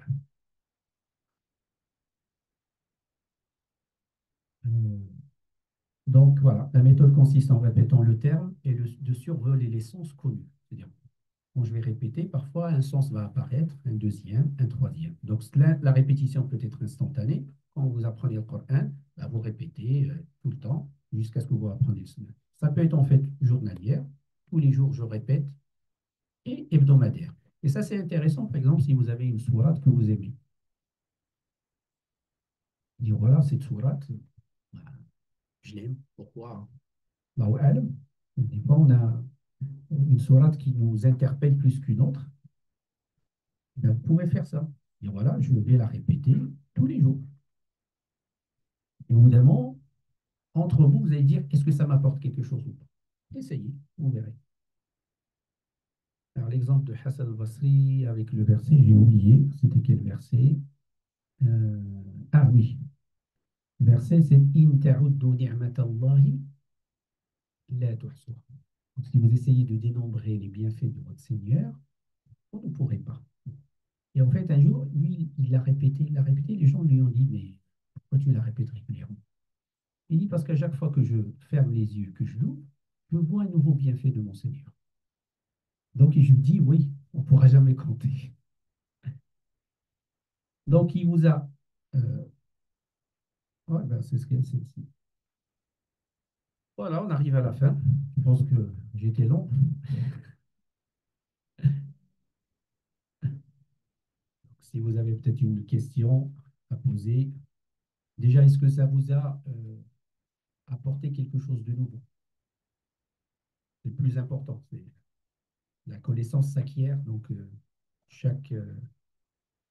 on ne vient pas perdre une heure, on vient apprendre peut-être une information, deux informations. Si je sors avec une ou deux informations, j'ai réussi. Et bien sûr, on a déjà les anges qui nous enveloppent, donc, quelque chose de magique. On est dans un endroit magique. Pas de questions? Non, parce qu'ils ont tout compris. Donc, vous pouvez me faire un résumé pour demain, alors c'est bon. Après, sinon, je donnerai si vous avez envie des diapos, ben, à ce moment-là, je peux vous les partager, Inch'Allah. Ouais,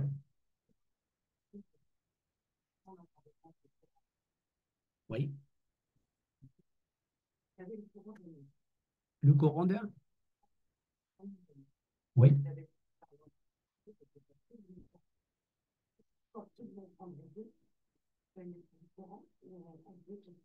Non, non. À la base, on parle d'un mushaf quand il n'y a que le Coran dedans. Dès qu'il y a sur les côtés du tafsir, chez beaucoup de savants, il ne s'est pas considéré comme un mushaf.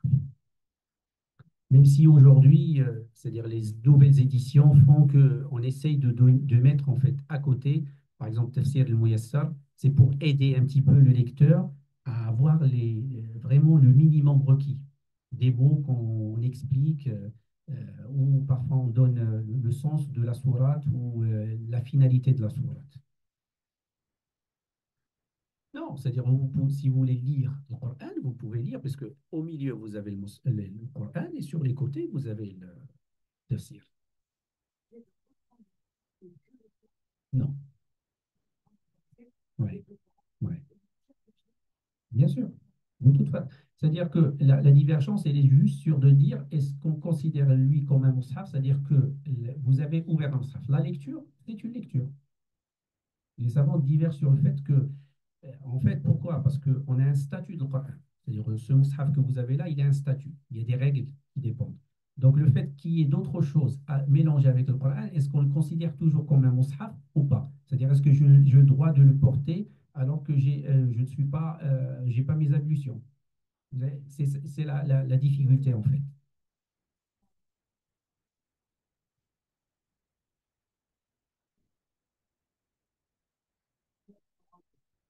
Ouais.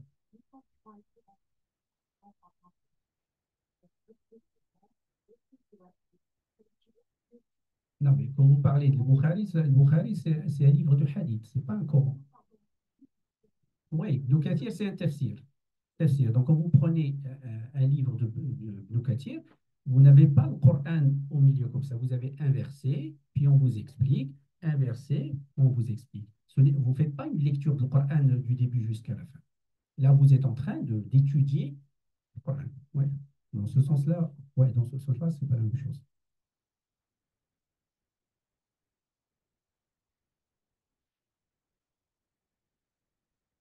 Il y a des savants qui ne le considèrent pas comme un. Il y a une, il y a, on va dire, il y a une vingtaine d'années, on considère que c'est pas un mashaf. Aujourd'hui, c'est difficile parce qu'en fait, ce sont des masahifs qui sont faits pour l'apprentissage. Donc, ça, je dis les avis qu'il y a. Après, moi, je ne m'exprime pas en disant oui ou non.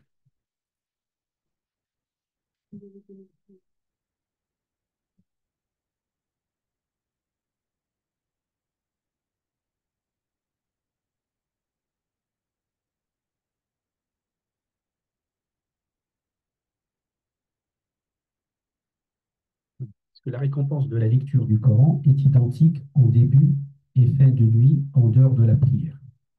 En début et de fin de nuit. On est déjà dans la nuit, début, fin. En dehors de la prière. Ah, en dehors de la prière, sans la prière.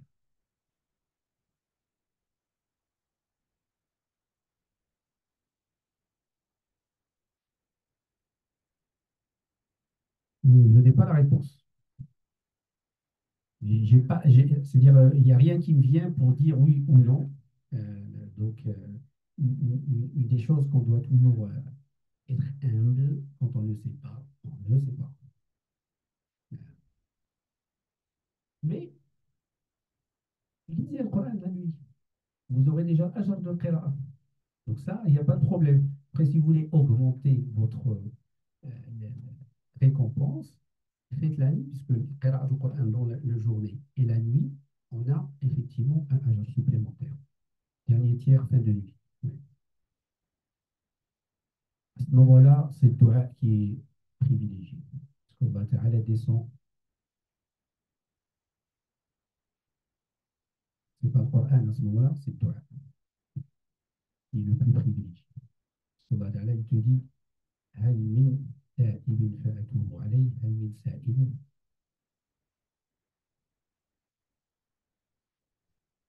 Bon, il n'y a plus rien. On va terminer, Inch'Allah. سبحانك اللهم وبحمدك نشهد أن لا إله إلا أنت نستغفرك ونتوب إليك.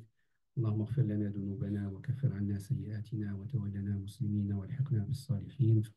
اللهم أحي رمضان بالقرآن. اللهم متعنا بأسماعنا وقواتنا وأبصارنا ما أحييتنا.